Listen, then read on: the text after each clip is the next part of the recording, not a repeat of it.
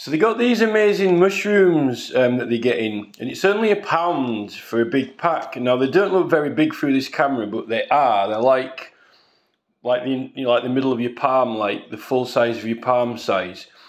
And I take the stalk out in the centre, and it's like a little cup.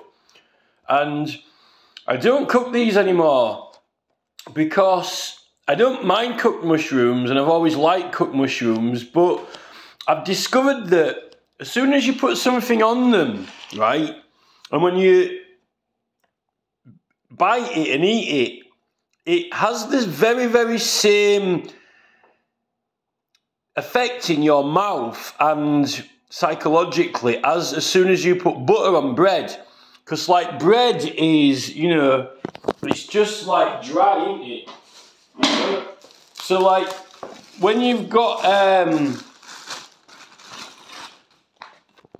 like a piece of bread's dry, right?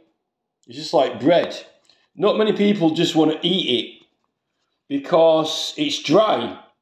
People eat crispy bread because they can crunch it. They like the crunchiness, but a piece of bread is usually, someone will eat it, but they notice that it's dry. As soon as you put butter on it, people are more interested in eating it, and then when you make a sandwich out of it, people are more interested in eating the sandwich, right? What I've found is, as soon as you fill these mushroom caps up and bite into it, you don't even notice that the mushroom is there. And the transformation of it, psychologically, it's just amazing. It's almost like the difference between having a pea. We're so psychologically conditioned for these that, but no one eats it.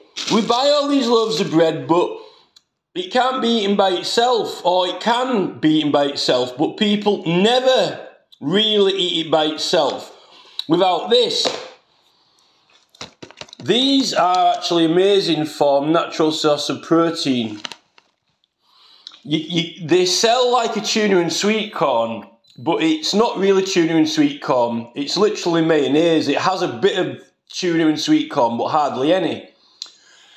But what they do sell is sweet corns, and I got a tin of tuna, so I put 2 full sweet corns in and some tuna, right? A tin of tuna. So then that actually, now you can say that that is tuna and sweet corn.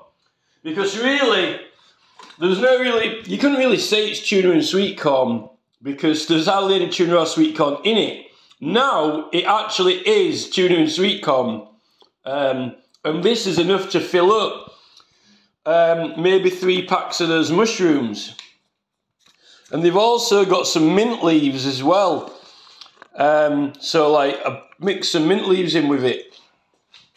So that is, I'm certain, right, that if you could buy these like that, filled up, ready to eat, like in most bakers or butchers, or instead of whatever you normally get, people would actually just pick them out and take them out and buy them.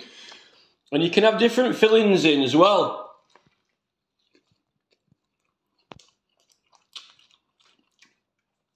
That's just an example.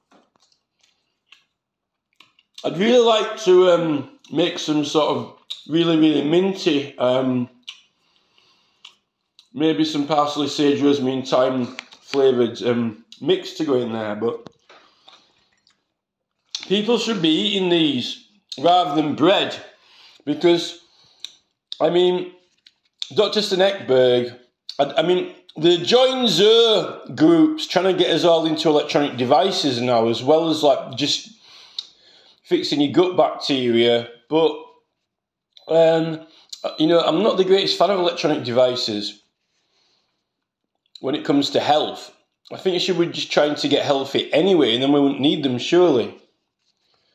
But as for the gut, the main doctors are saying that this bread that they've started designing and making now is really not good for his metabolism.